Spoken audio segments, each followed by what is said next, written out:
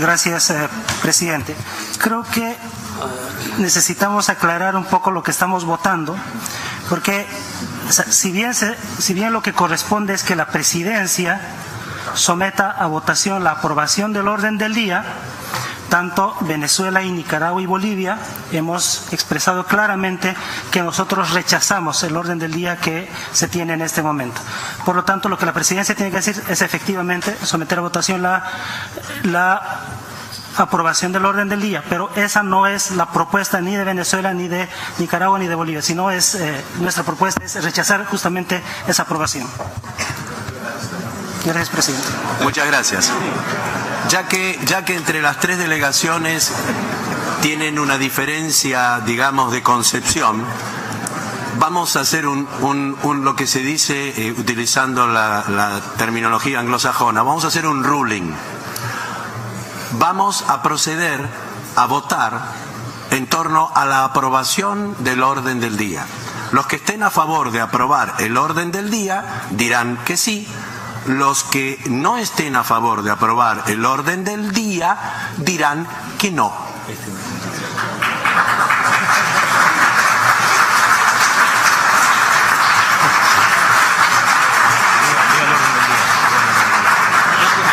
Bueno, para mayor claridad, y vamos a proceder ya vamos a proceder. Para mayor claridad, lo que vamos a votar es el punto número 1 de la agenda, que dice: presentación del informe del secretario general de la OEA, documento CP/INF.7421/16. La señora canciller de Venezuela tiene alguna aclaración que formular. Por favor, adelante. Por favor, dejen claro que la votación se hace conforme al artículo 44, literal A, en cuanto a la mayoría requerida.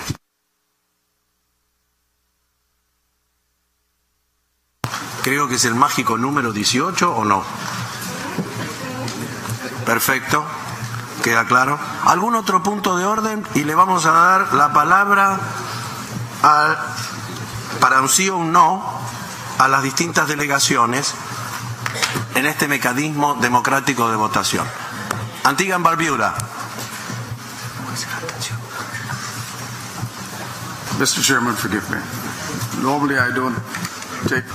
Embajador, estamos votando. No, I just want to understand what I'm voting on. Oh my God. And you can appeal to God if you like, sir, but I still would like to know what I'm voting on.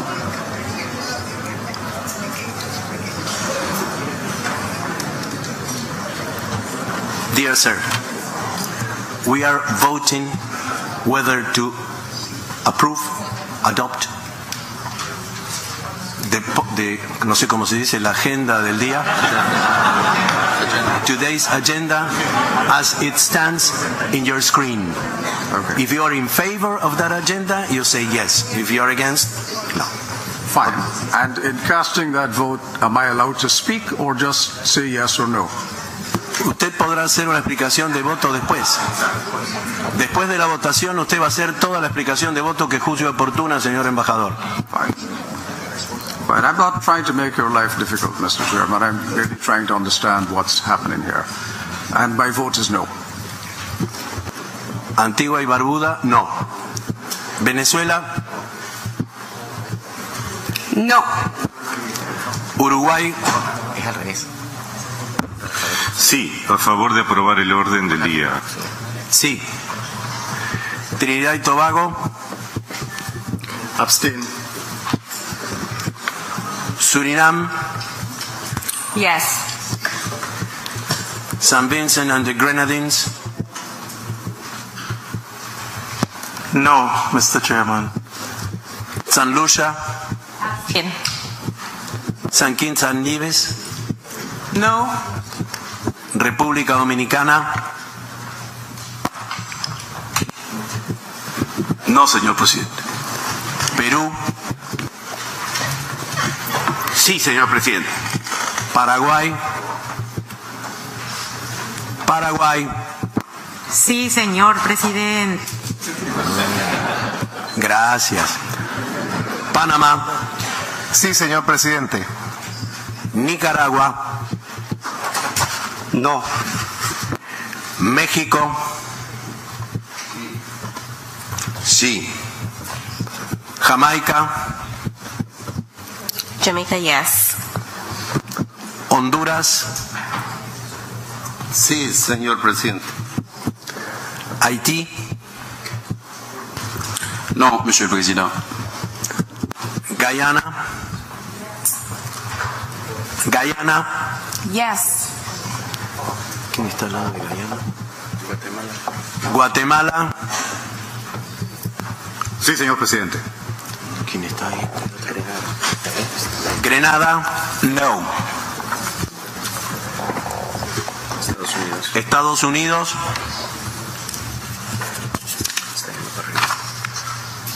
Sí, señor presidente. El Salvador. No, señor presidente. Ecuador. No. Dominica. No, Mr. President. Costa Rica. Sí, señor presidente. Colombia. Sí, señor presidente. Chile. Sí, señor presidente. Canadá. Yes. Brasil. Brasil. Sí. Bolivia. No, presidente. Belice. Yes, Mr. President. Barbados. Yes. Bahamas. Yes. Argentina. Sí.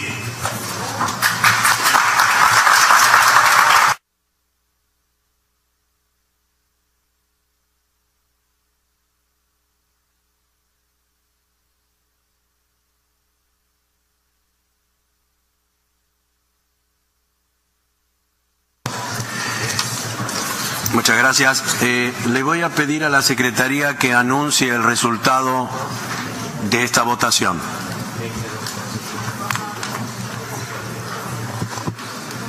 Secretario General Adjunto tiene la palabra.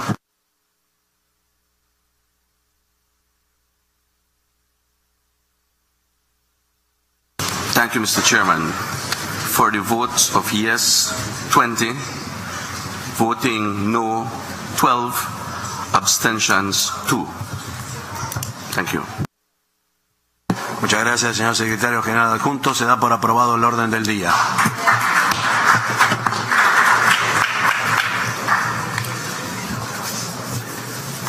Corresponde ahora entonces la presentación del informe del Secretario General, que se encuentra incluido en el documento antes mencionado,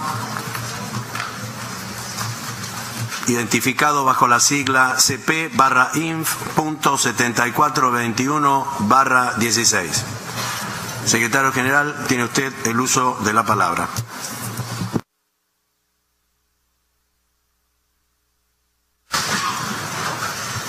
Antes de comenzar, señor presidente, quisiera rendir tributo a todos los actores que han hecho viable la paz en Colombia, en especial al presidente Santos y a los líderes de la FARC, pero también a todos los países garantes de este proceso. Este es un paso trascendental para Colombia y nuestro hemisferio. Es una muestra de que el diálogo, cuando se orienta hacia resultados tangibles, puede brindar dividendos para todos.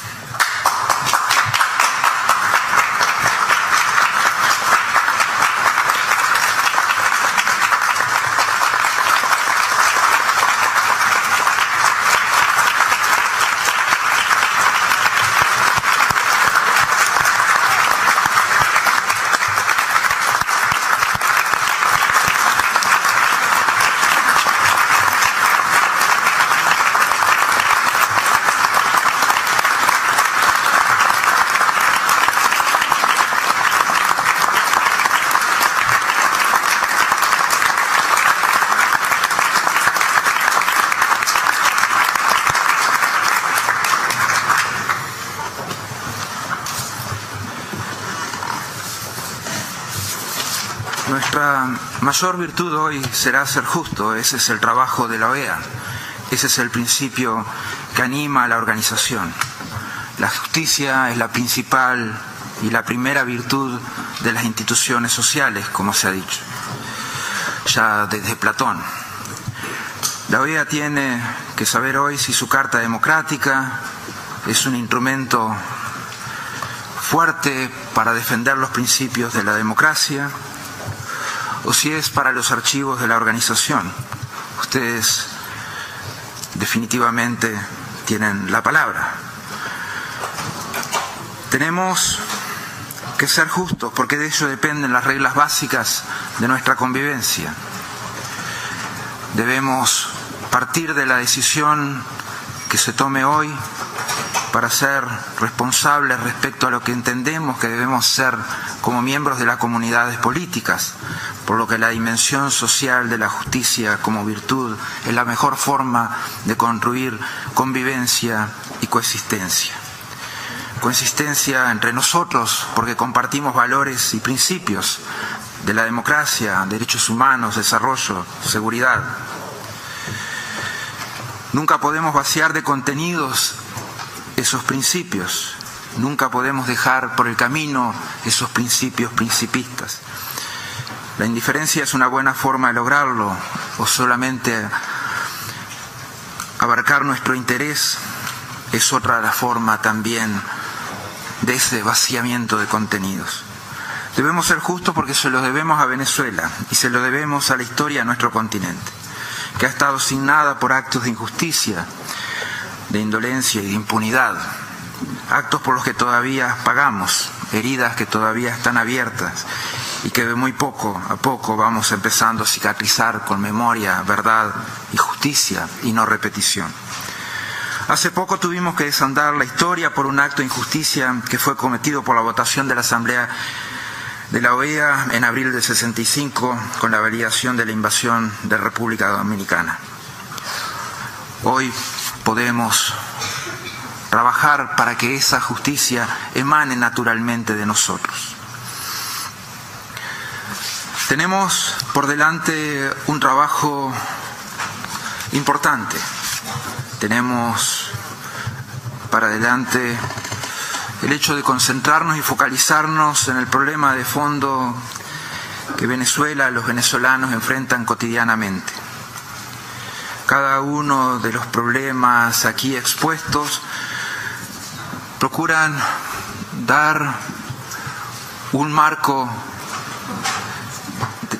de trabajo para este tema, pero con el mejor sentido, con el sentido más constructivo. Nosotros hemos señalado, está escrito en la página 125 de nuestro informe, nos expresamos también de manera clara contra cualquier posibilidad de golpe de Estado en Venezuela, contra un gobierno legítimo, una intervención armada como las que ha denunciado la canciller.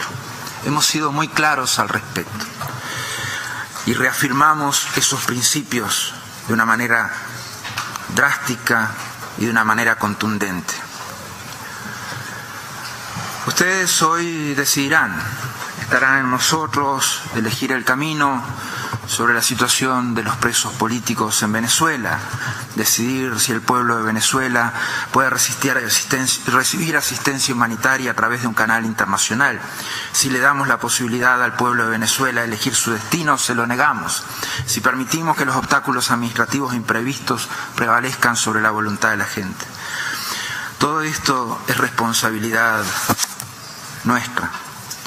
Conforme al artículo 20 de la Carta Democrática Interamericana, en pleno cumplimiento del derecho internacional y de las disposiciones de esta organización, en mi calidad de secretario general, solicito al Consejo Permanente que realice una apreciación colectiva de la situación en Venezuela y adopte las decisiones que estime conveniente.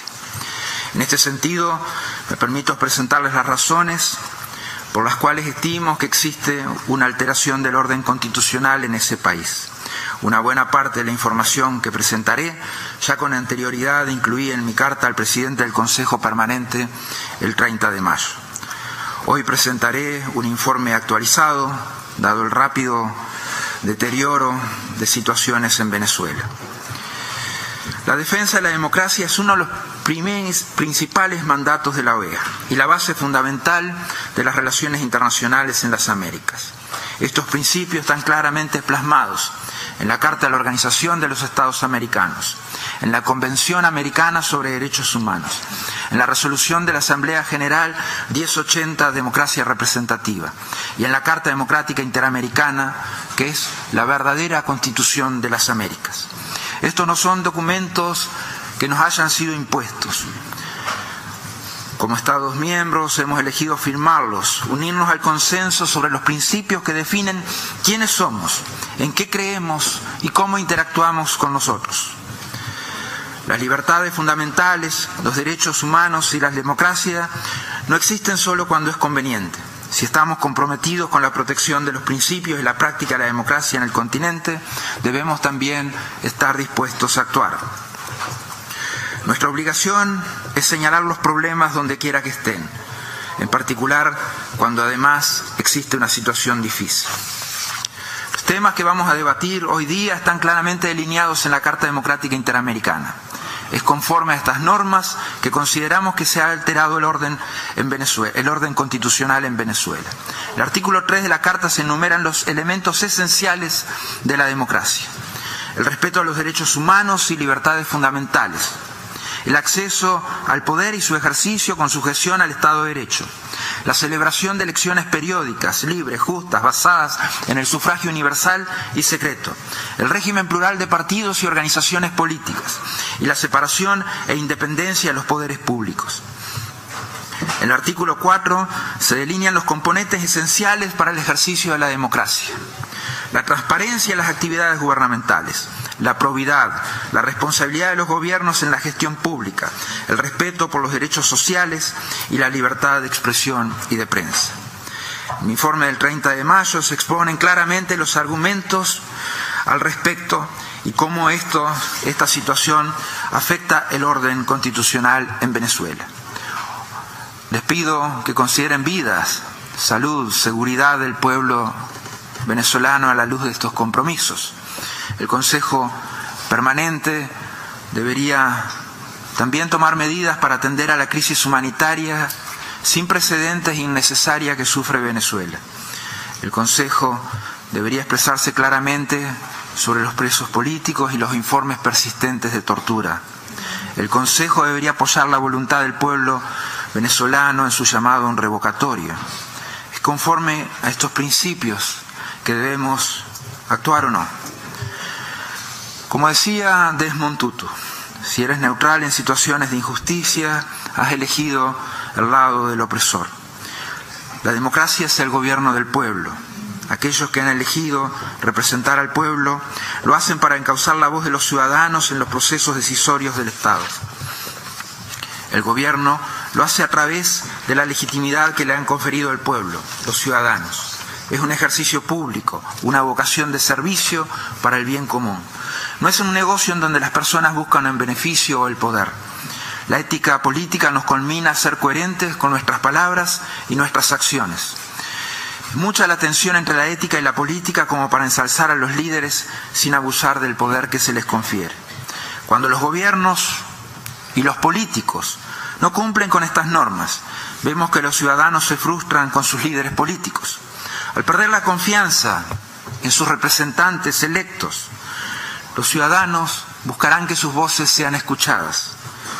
Lo que hemos atestiguado es que no podemos ser solamente testigos de la pérdida del propósito moral y ético de la política. Todo gobierno debe defender el bien mayor, el bien colectivo. Eso es válido para Venezuela. Venezuela tiene una de las más grandes reservas de petróleo del planeta, así como vastas tierras fértiles y una gran cantidad de recursos minerales. El que debería ser uno de los países más ricos de la región se encuentra más bien enfrentando niveles de pobreza sin precedentes, una severa crisis humanitaria y uno de los más altos índices de delincuencia en el mundo.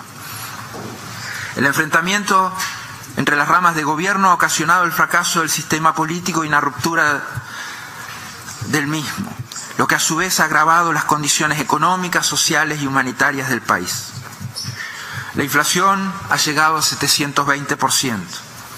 El Producto Bruto Interno, de acuerdo a los pronósticos, disminuirá un 8% más en el 2016. La deuda externa ha alcanzado los 130.000 millones de dólares, es decir, el equivalente de casi 6 años de exportaciones de petróleo.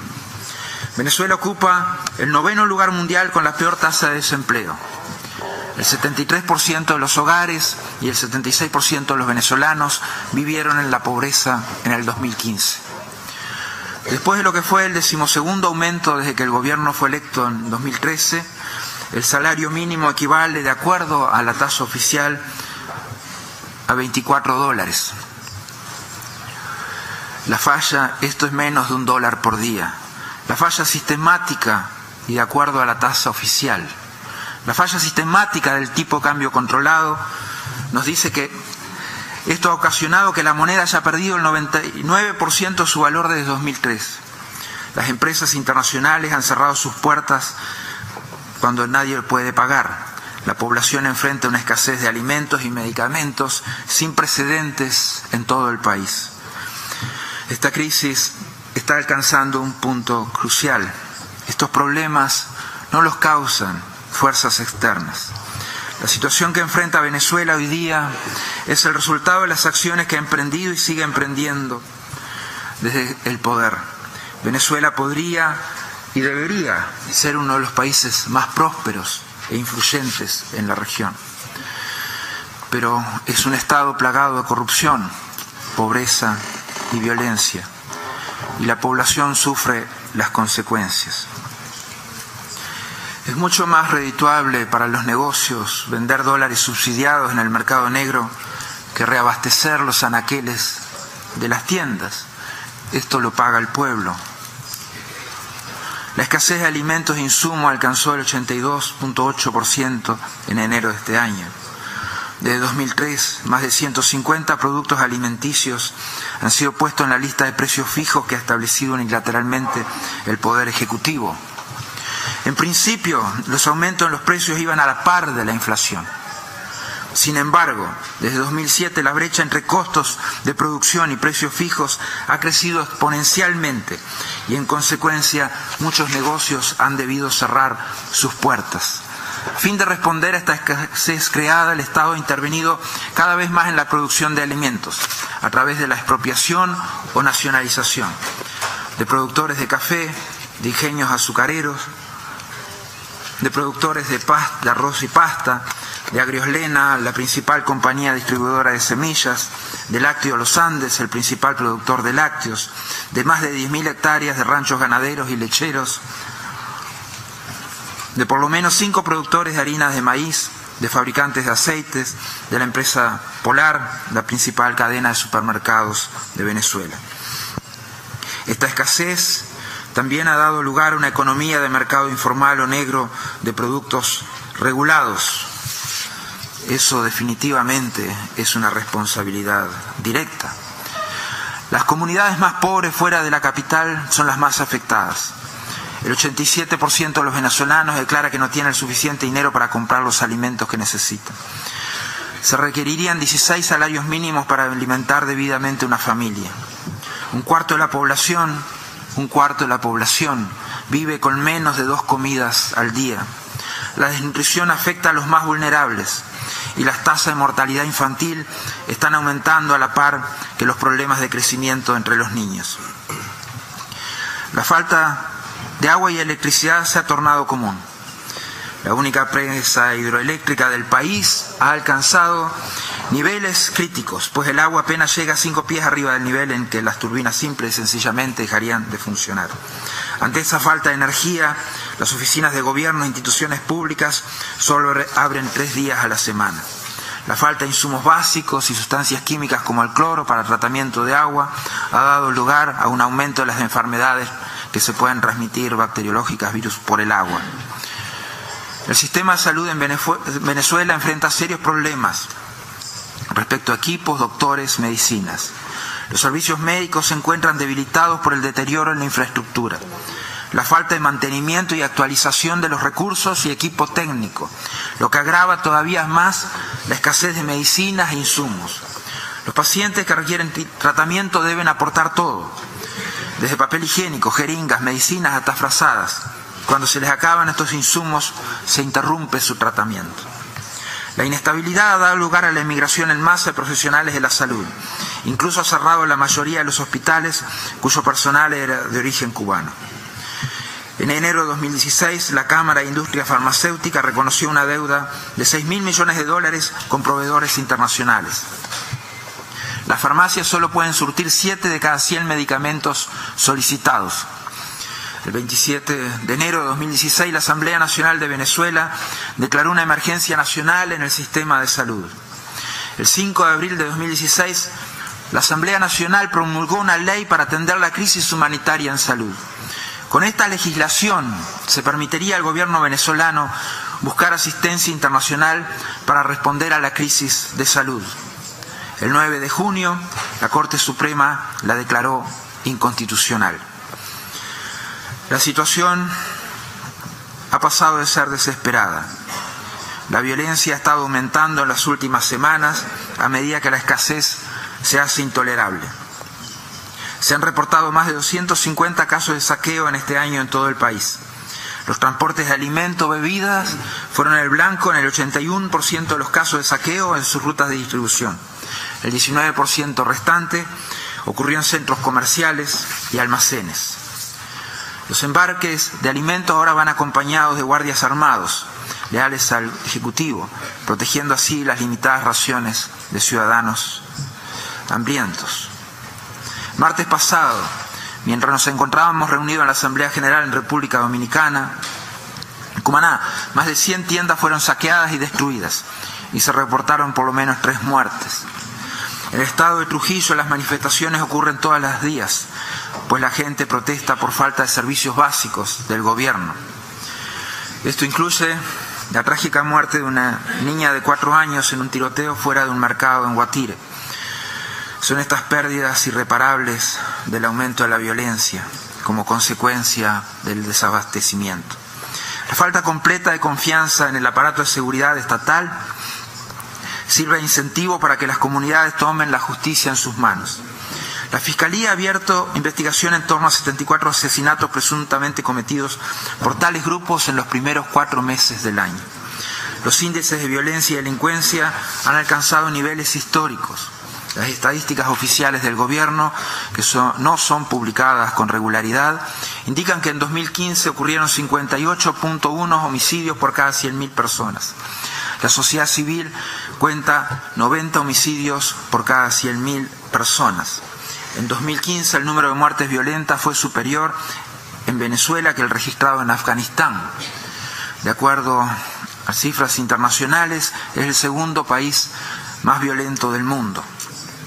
El 66.7% de la población se siente muy insegura o en cierta forma insegura. La escala de la victimización también ha aumentado drásticamente. En 2013, el 54.2% de la población decía que ellos ni ningún familiar habían sido víctimas de un delito. En 2015 esa cifra bajó a 10.6%. La penalización del Estado también es motivo de preocupación creciente. 3 de cada 4 venezolanos dijeron en una encuesta nacional que no creían que la policía podía protegerlos. 3 de cada 4.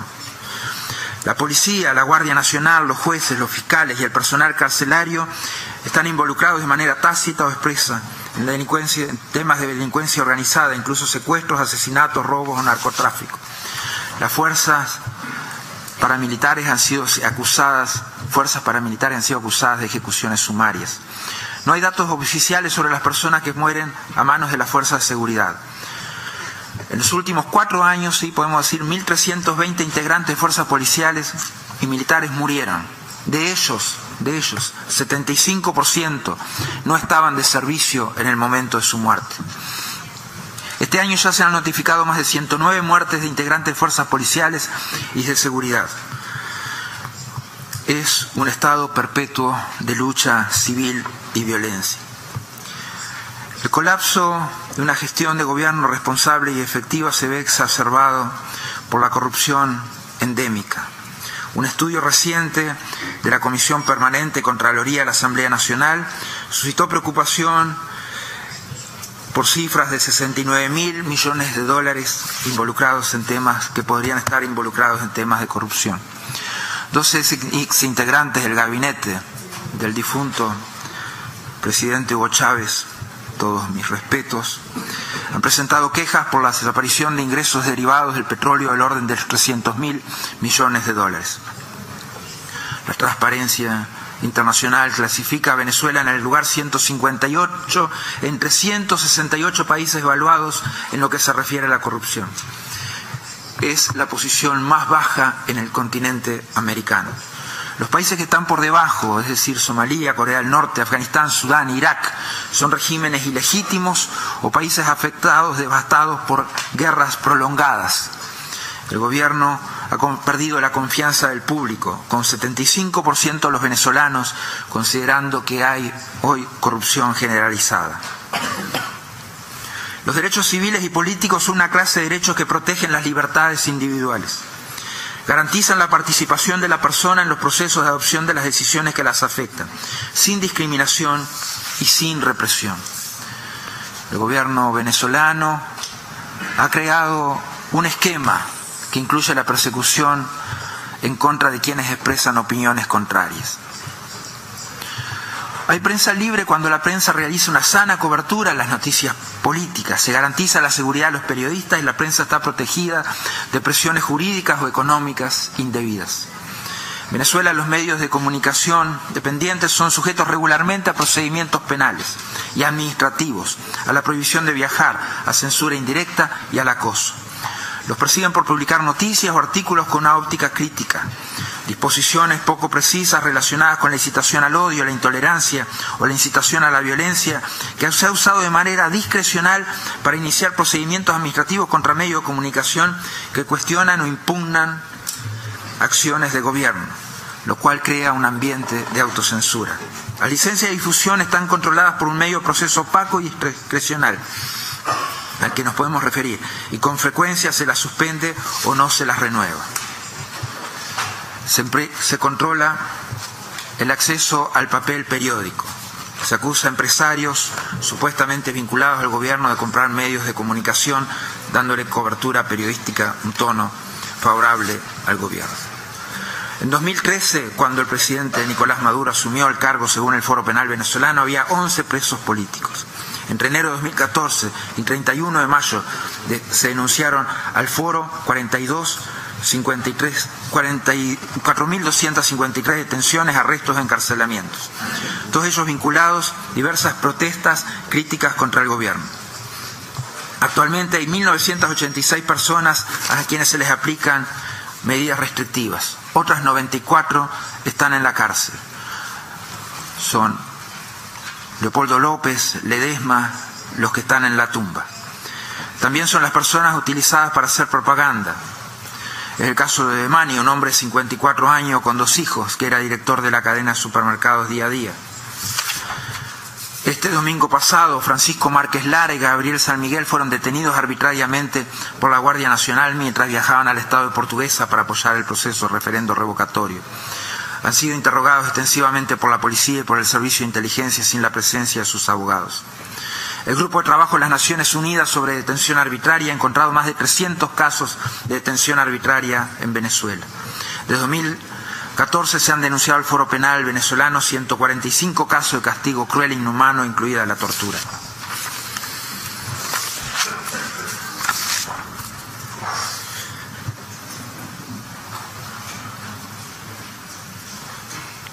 La función misma del gobierno se ha incumplido. La separación de poderes es uno de los elementos fundamentales de la democracia. Los poderes legislativo, ejecutivo y judicial tienen cada uno en su propio conjunto de responsabilidades y atribuciones para prevenir la concentración del poder y disponer de mecanismos de control y equilibrio. En Venezuela hemos sido testigos de un esfuerzo constante por parte de los poderes ejecutivo y judicial para desconocer e invalidar el funcionamiento normal de la Asamblea Nacional. El Ejecutivo rápidamente ha empleado intervenciones inconstitucionales en contra de esta legislatura, con la connivencia de la Sala Constitucional del Tribunal Supremo de Justicia. Después de los comicios del 6 de diciembre y antes de la instalación del periodo de sesiones de la nueva legislatura, 13 de los 32 magistrados y 21 suplentes del Tribunal Supremo prestaron juramento mediante nombramientos partidistas. Desde el 6 de diciembre hasta la fecha, 13 titulares y 21 suplentes. Como resultado de una cadena de decisiones posteriores, el Tribunal Supremo ha adoptado un modelo de bloquear cada ley promulgada. Estas resoluciones han incluido una serie de decisiones para impedir que 3 diputados ocupen sus escaños y así reducir la mayoría calificada de la oposición a una mayoría simple. Invalidando la legislatura, el Tribunal Supremo aprobó 2 decretos ejecutivos que declararon un estado de emergencia y un estado de emergencia económica, lo que concentró el poder aún más y estableció límites arbitrarios a la autoridad de la legislatura sobre contratos públicos, altos funcionarios y el presupuesto. Estos decretos ejecutivos también se han prorrogado 2 veces. Por último, el Tribunal Supremo pidió un fallo oficial el 14 de junio para restringir la facultad de la Asamblea Nacional, pues afirma que está extralimitando al pretender usurpar funciones del Ejecutivo. Se ha disparado este activismo del Tribunal Supremo. Desde febrero a marzo del 2016, comparado con el 2015, se pasaron de 2 casos a 252.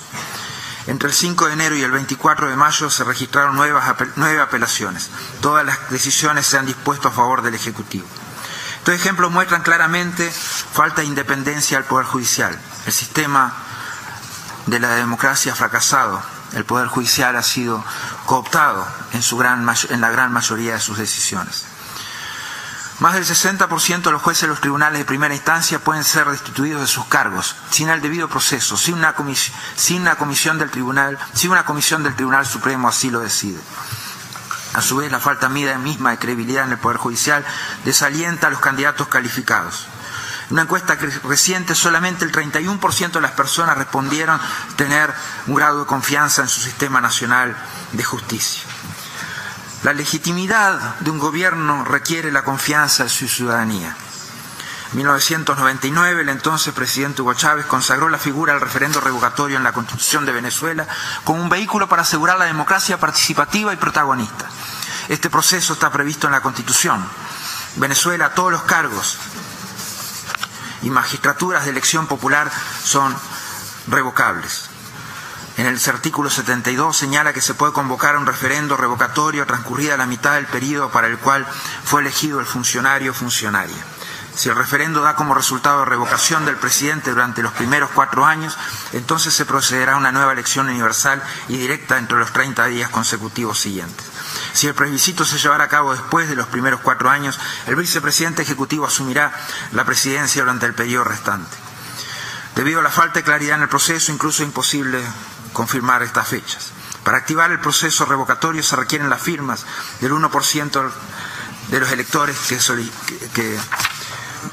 que soliciten un referendo. Luego esa activación tiene que ser apoyada por lo menos por el 20%. Si la Junta Nacional puede verificar los resultados, el Consejo Nacional convoca el referendo. Para revocar el mandato presidencial, la tasa de participación electoral debe ser superior al 25%. Nadie está por encima de la Constitución. Se han expresado numerosas quejas sobre intentos deliberados en demorar activamente el proceso, incluso este último de verificación de firma, aparte de lo que está contenido en el informe. Demoras en la entrega de las planillas requeridas para reunir el 1% de las firmas, retraso en la verificación y validación del 1%, creación de 4 requisitos nuevos de digitalización, verificación, transcripción y auditoría, amenaza de difundir públicamente los nombres de quienes firmen en favor del referendo. La coalición de la oposición ha presentado más de 10 veces la cantidad necesaria. El proceso de validación recién se inició esta semana. Adicionalmente, 4 de los 5 miembros del CNE pertenecen a el partido de gobierno. Como hay disposiciones claras que no han sido cumplidas, incluso la cantidad de máquinas que deben estar a disposición de los ciudadanos para las firmas. Esa disposición definitivamente ha sido violada y la cantidad de máquinas es 5 veces menor que la que debería existir. El objetivo hoy no es castigar ni sancionar a Venezuela. Estamos aquí para apoyar a un Estado miembro y ayudarlo a volver al camino. Así pues, hoy les solicito a ustedes, miembros del Consejo Permanente, que consideren las recomendaciones que hemos planteado. La realización del referendo revocatorio, que aún en cumplimiento del plazo máximo después de la recolección de firmas de 90 días, darían los plazos para que se realizara este año. La liberación de los presos políticos y detenciones arbitrarias. Que los poderes ejecutivo y legislativo del gobierno venezolano hagan a un lado sus diferencias y empiecen a trabajar juntos de inmediato para responder a la crisis humanitaria.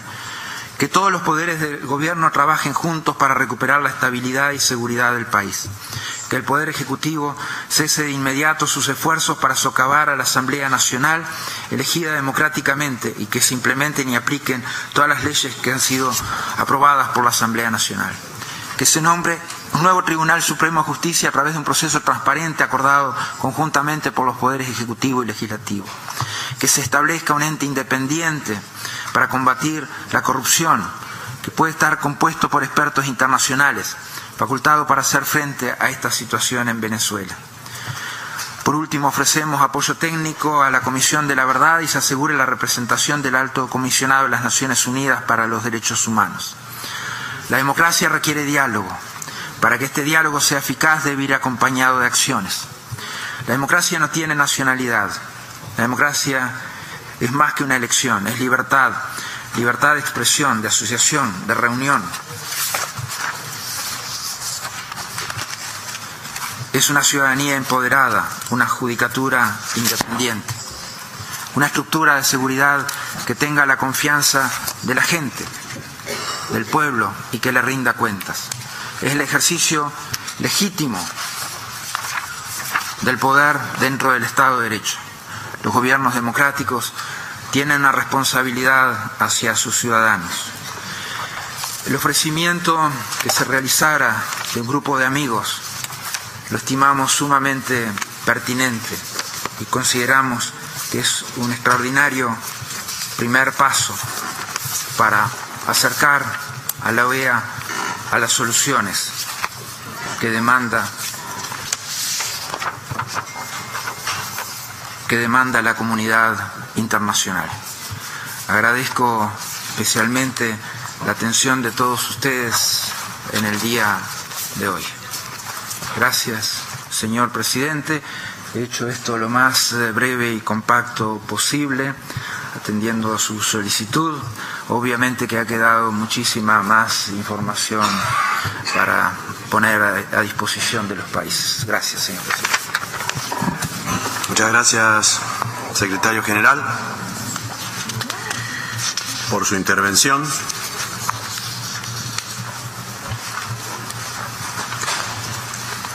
Ofrezco las palabras a las delegaciones que quieran intervenir sobre este punto. Tiene la palabra el distinguido representante permanente de Antigua y Barbuda.